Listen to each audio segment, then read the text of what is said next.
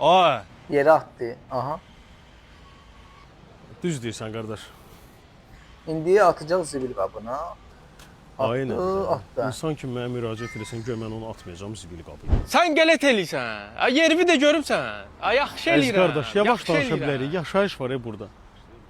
Sən bilirsən mən kiməm? Sən bilirsən mən kiməm? Ay, Aha. İndi mən də bunu sizin üstünüzdə yoxlayıram. Video like at da sən. Kanala abunə ol da, bildirişləri aç da. İndi baxaq alınır, alınmaz. İndi onu videonu paylaşdıqdan sonra biləcəm mən. Baxaq indi videoya.